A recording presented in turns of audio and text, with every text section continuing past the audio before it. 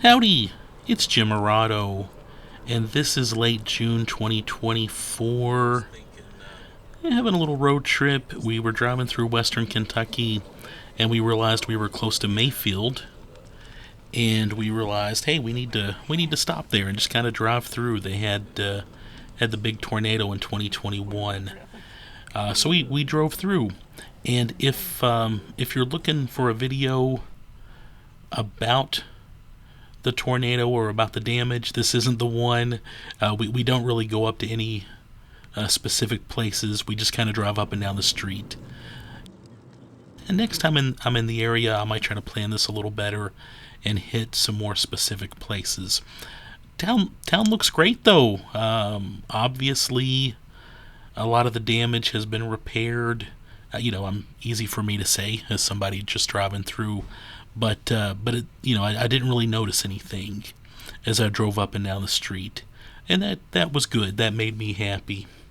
But an interesting town in its own right. Let me give you a tad bit of information from Wikipedia. Population is around 10,000. It is the center of the Jackson Purchase, an 8-county region purchased by Isaac Shelby and Andrew Jackson from the Chickasaw in 1818. And it goes on a little bit. There's some more history, railroad stuff. During the Civil War, the Jackson Purchase area, including Mayfield, strongly supported the Confederate cause. It has been called Kentucky's South Carolina. On May 29, 1861, a group of Southern sympathizers from Kentucky and Tennessee met at the Graves County Courthouse to discuss the possibility of joining the Jackson Purchase to West Tennessee. Most records of the event are lost, probably due to an 1887 fire that destroyed the courthouse. And that is fascinating. Also, 1907 Fulton County Judge Herbert Carr recalled that the Mayfield Convention adopted a resolution for secession. There's a historic marker in front of the Graves County Courthouse now, saying this is a fact, but it looks like that's somewhat doubted. During the Civil Rights Movement in the 1950s and 60s, the local schools were slow to integrate, but they finally did so without violence. And on May 10th, 2016, a tornado passed just north of the city limits, resulting in 10 injuries. And then in December of 2021, it looks like during the evening, December 10th, 2021, a destructive long-track tornado impacted areas of Kentucky, including Mayfield, causing significant amounts of damage and leveling most of downtown. The roof of Mayfield Consumer Products, a candle-making factory, collapsed during the tornado, with the fear that dozens died trapped within the building remnants. Estimates are that more than 100 employees were inside the factory when the tornado hit.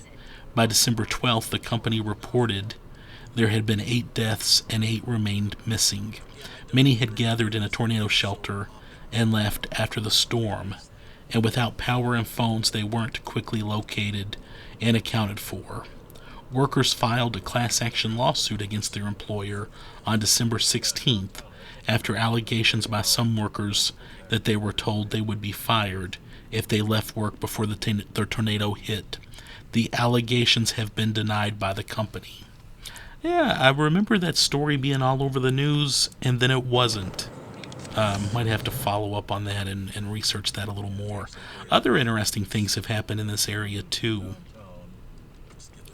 Wikipedia goes on about a murder that was solved, and there's some other stuff there.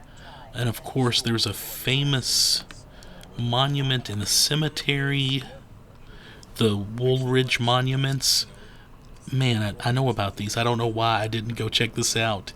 A series of historical monuments located in Maplewood Cemetery, and it commemorates family members and other loved ones.